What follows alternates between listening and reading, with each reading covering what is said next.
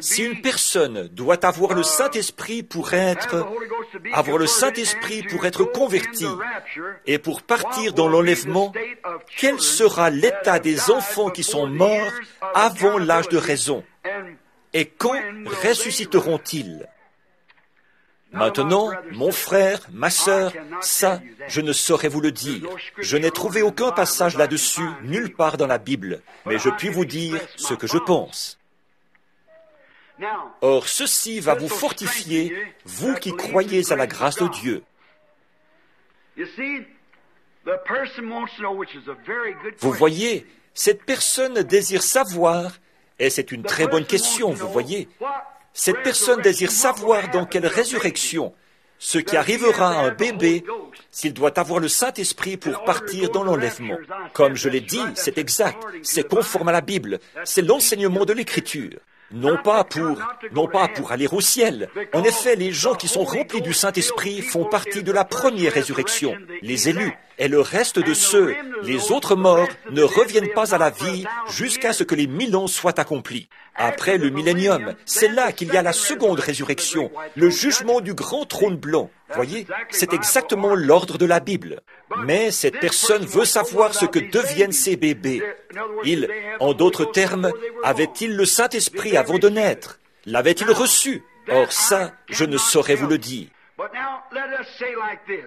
Mais maintenant, disons comme ceci. Nous savons que les bébés qui meurent, quels que soient leurs parents, ils sont sauvés. Or, là-dessus, je ne suis pas d'accord avec l'école des prophètes. Eux, ils disent que s'il meurt et que ses parents étaient pécheurs, ce bébé ira en enfer.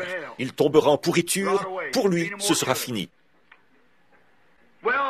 Eh bien, quand Jésus est venu, Jean a déclaré, « Voici l'agneau de Dieu qui ôte le péché du monde. » Alors, ce bébé, s'il est un être humain sur lequel devraient s'exercer les jugements de Dieu, et que Jésus est mort pour ôter le péché, alors tous les péchés ont été effacés devant Dieu au moment où Jésus est mort dans ce but.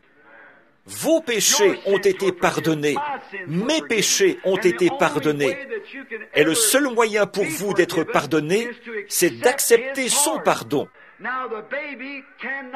Or, le bébé ne peut pas accepter son pardon. Alors, il n'a rien fait. Il n'a absolument rien fait. Alors, il n'y a rien qui s'oppose à son entrée au ciel. Mais, direz-vous, partiront-ils dans l'enlèvement? Maintenant, voici ce que moi je dis. Voici ma pensée à moi. Je ne peux pas prouver ceci par la Bible.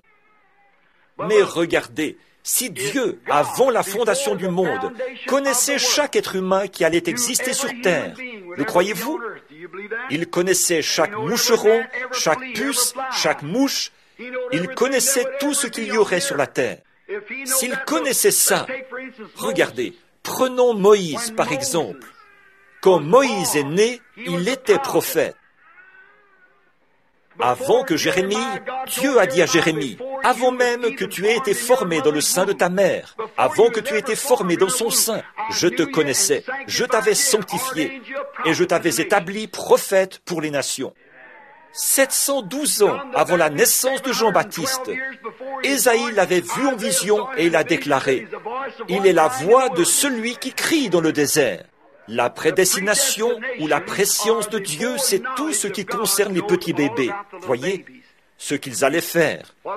Et ils savaient qu'ils allaient mourir. Ils le savaient. Rien ne peut arriver sans que Dieu le sache. Rien ne peut arriver tout comme le bon berger qui va. Maintenant, quant à appuyer ceci par l'Écriture, je ne peux pas dire que l'Écriture dise telle et telle chose. Je parle simplement d'après ma pensée.